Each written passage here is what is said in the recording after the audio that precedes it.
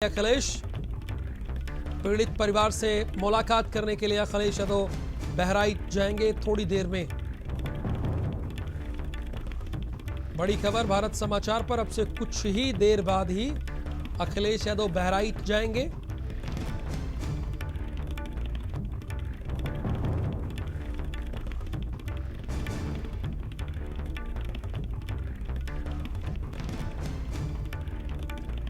पीड़ित परिजनों से मिलने के लिए अखिलेश यादव थोड़ी देर में ही बहराइच के लिए रवाना होंगे।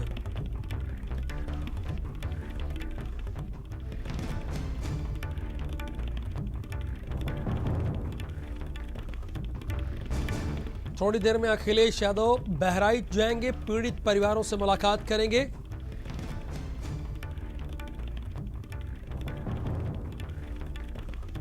कल लखीमपुर खीरी गए थे और आज बहराइच जा रहे हैं अखिलेश यादव।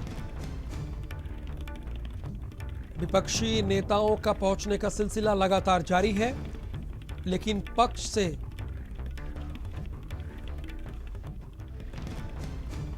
कोई नहीं पहुंचा है। लेकिन अखिलेश यादव इधर पहुंच रहे हैं। तबरेज इस वक्त हमारे साथ लाइव जुड़े हुए हैं। तबरेज, कितनी देर में निकलेंगे अखिलेश यादव यहां से? देखिए, अलर्ट जारी हो गया। अखिलेश यादव से कुछ ही देर में यहाँ पर निकलने वाले हैं। अखिलेश यादव अपने आवास से निकल के बहराइच जाएंगे, जहाँ पर वो जो किसान थे, जो जिनके मृतक हैं, उनके परिजनों से मिलेंगे।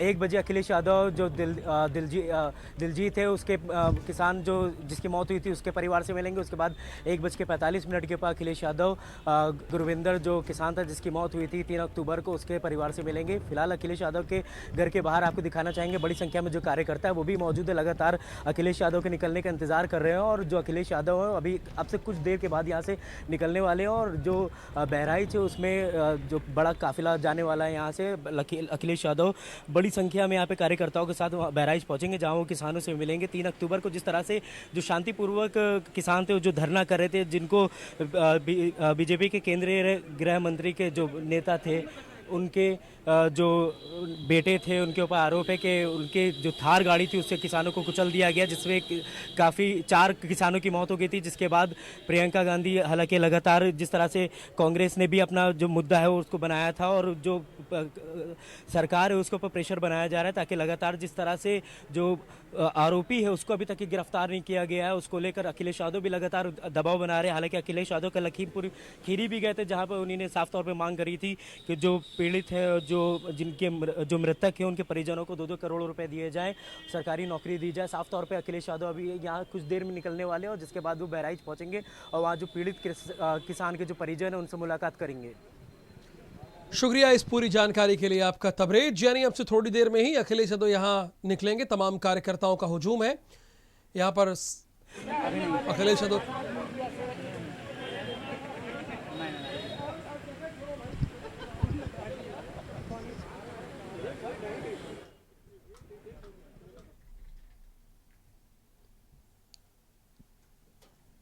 अब से थोड़ी देर में ही अखिलेश यादव यहां से निकलेंगे, बहराइच के लिए निकलेंगे। पीड़ित परिवार से मिलने के लिए अखिलेश यादव वहां पर जाएंगे।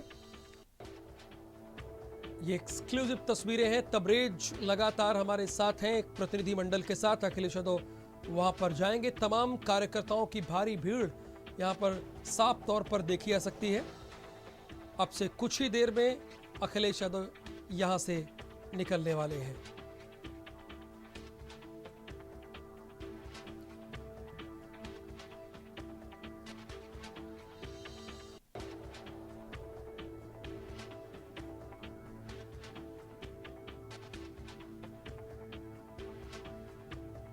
बहराइच के लिए निकल रहे, रवाना हो रहे हैं।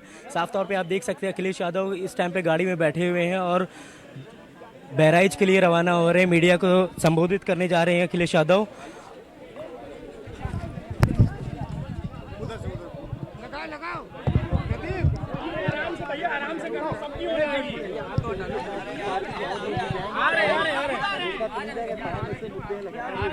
अरे भैया पीछे हट जाओ, निकल आने दो।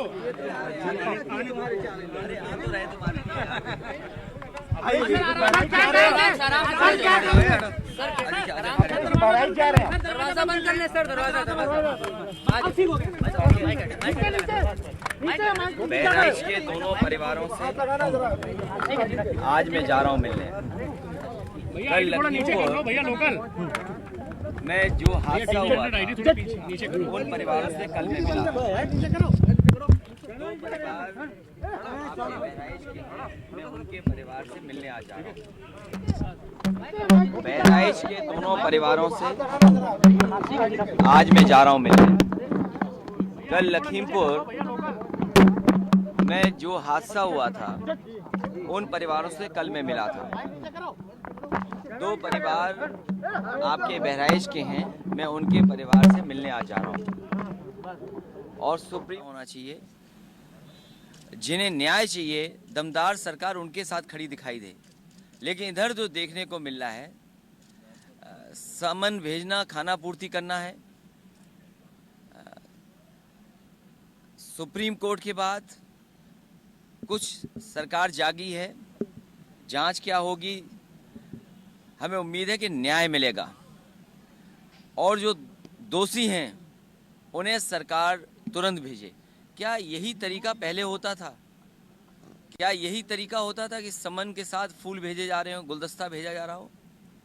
और फिर जो गृह राज्य मंत्री हैं, कोई भी अधिकारी उनसे अगर पूछताछ के लिए जाएगा तो पहले उन्हें सलूट मारेगा और उसके बाद पूछताछ करने के बाद सलूट मार करके फिर वापस जाएगा।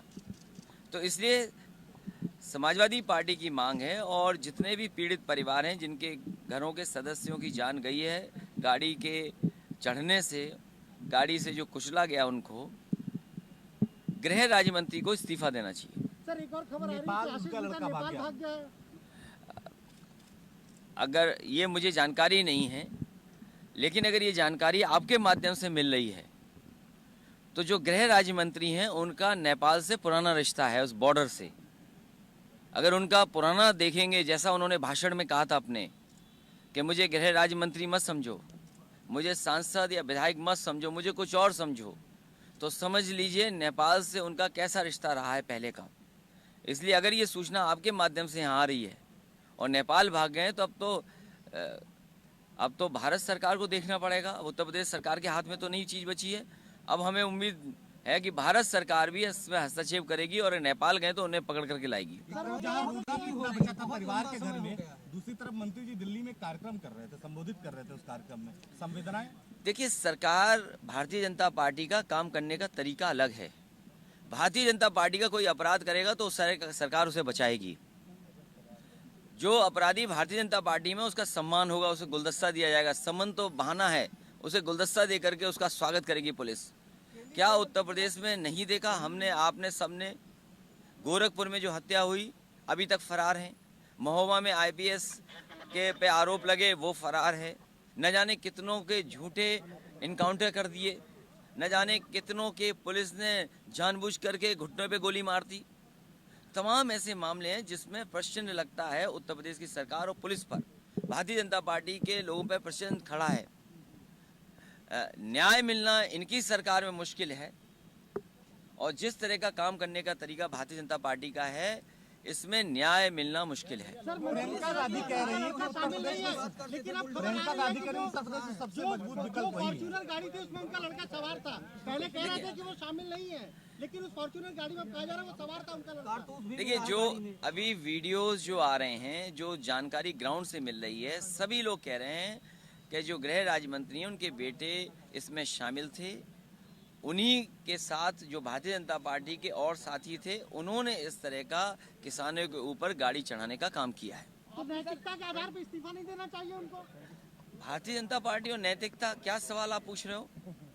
ये सवाल तो आपको पूछना नहीं चाहिए कि भारतीय जनता पार्टी और नैतिकता, चाल, चरित्र और चेहरे वाली पार्टी का सब कुछ उजागर हो गया।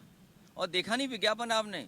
दमदार सरकार, ये दमदार सरकार ताकतवर लोगों के लिए है, गरीबों के लिए सरकार नहीं है दमदार। तो न्याय कैसे मिलेगा? न्याय के लिए लगातार लड़ती रहेगी समाजवादी पार्टी और मुझे उम्मीद है कि सुप्रीम कोर्ट ने जब संज्ञान लिया है और नोटिस दिए सरकार को कि क्या क्या कार्रवाई की है, इसके बाद गरीबों को न्याय मिलेगा। गोरखपुर की घटना हुई, उसमें 40 लाख की होर्डिंग लगा दी है कानपुर में, जहाँ गए थे आप मदद करने महिला की। सरकार ने होर्डिंग लगाई कि 40 लाख की मदद, धन्यवाद मोदी जी, योगी। देखिए, भारतीय जनता पार्टी कोई मौका नहीं चूक सकती है अपना प्रचार का। विकास ही उनका प्रचार है, प्रचार ही विकास है।